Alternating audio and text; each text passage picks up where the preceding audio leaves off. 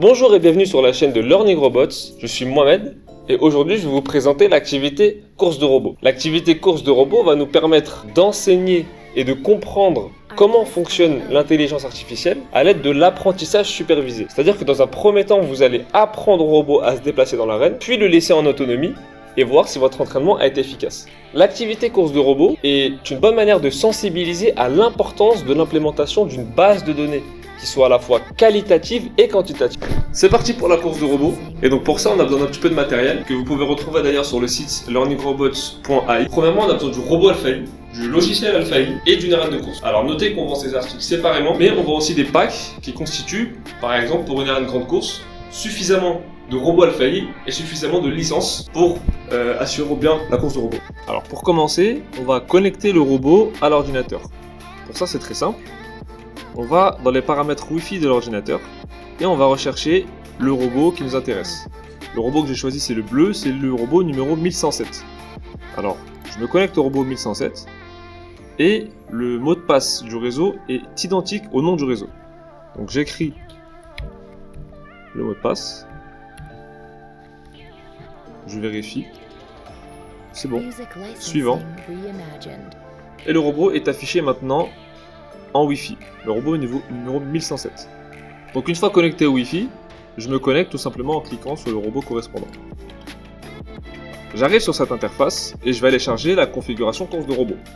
Pour ce, je clique dans Fichier, Configuration d'exemple et je vais chercher dans Apprentissage supervisé la course de robot. Voilà. Donc première chose qu'on constate une fois qu'on a chargé la bonne configuration d'exemple, c'est qu'en haut à gauche, on voit la caméra du robot. On voit aussi à droite les différentes actions qui vont permettre de diriger le robot. Alors, je peux cliquer dessus donc pour avancer, mais je peux également utiliser les flèches du clavier. Donc là, l'idée c'est de lui apprendre à faire quelques tours de terrain. Donc lorsqu'il rencontre un obstacle, je lui demande de tourner à droite. Il voit un mur rouge, je tourne à droite. Donc là, je vais lui faire quelques tours de terrain et on se retrouve juste après. Une fois le robot entraîné, vous pouvez tester le robot et détecter ses erreurs en cliquant sur le mode autonome. A partir de là, il va se déplacer tout seul selon ce que vous lui avez appris et on est capable de distinguer quand le robot se bloque, c'est qu'on a fait une erreur dans l'entraînement. Alors pour ça, c'est très simple. Vous avez la visualisation ici qui vous permet de regarder selon l'action voulue quelles images il a obtenues au moment de l'action. Alors par exemple, ici on constate que mon robot il est bloqué devant un mur noir. Si je m'amuse à regarder dans la base de données de l'action avancée, je vois qu'ici je lui ai appris à avancer tout droit lorsqu'il y avait un mur noir.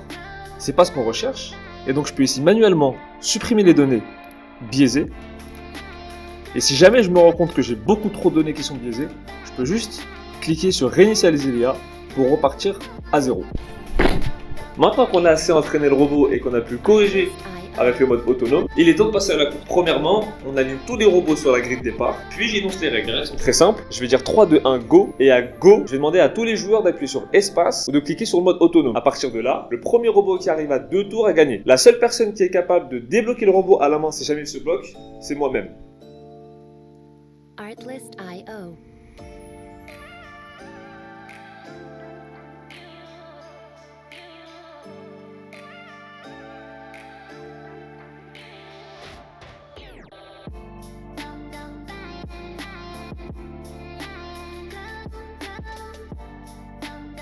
Music licensing reimagined.